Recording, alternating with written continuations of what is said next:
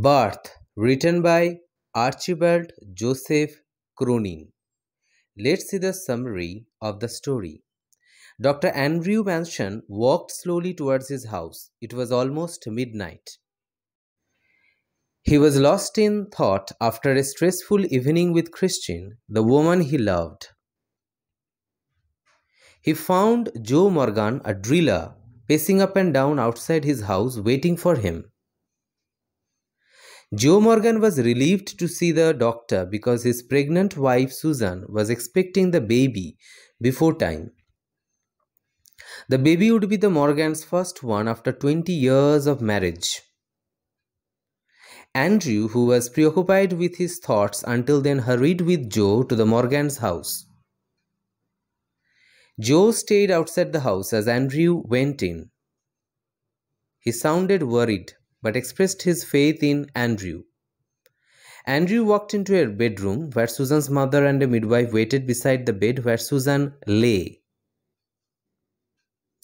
Andrew realized that it would be some time before the child was born, as did Susan's mother.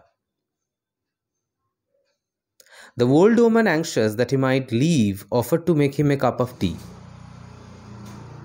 As Andrew drank tea in the kitchen downstairs, he realized that this case would need all his attention. He decided to stay till the baby was born. An hour later, he checked his patient's progress and came back to sit by the kitchen fire with the old woman. His thoughts wandered to the unhappy couples he knew. But he still believed that if he and Christian married, theirs would be a happy marriage. His rational mind and his sensitive heart seemed to be in conflict about this.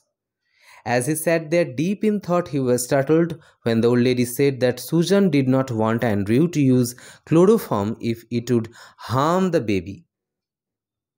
The old lady said that the mother, and indeed the entire family, was desperately awaiting the baby's arrival.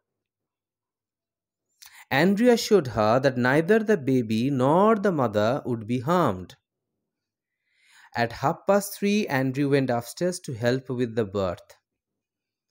After an hour of struggle, at dawn, the child was born lifeless. Andrew was horrified. He was torn between his desire to revive the baby and his responsibility towards the suffering mother. He turned to save the mother, who was in a terrible condition. He administered an injection and managed to revive her. He then turned to the baby. The nurse had placed it under the bed. Andrew picked up the child and saw how white it looked. He realized that the baby was unconscious because of lack of oxygen and remembered the treatment used in a similar case. He decided to try it to save the baby. He asked the midwife to quickly fetch hot and cold water. When the water arrived, he started to plunge the baby alternately into the hot and cold baths. 15 minutes later, the infant was still not breathing, and Andrew started to despair. Susan's mother and the midwife stared at him in shock and dismay. Andrew recollected the family's desperate longing for a child. He persevered, rubbing the child with a rough towel and pressing and releasing the baby's chest to get it to breathe. And then, wonder of wonders, the baby began to breathe. It lets out its first cry and slowly turned pink.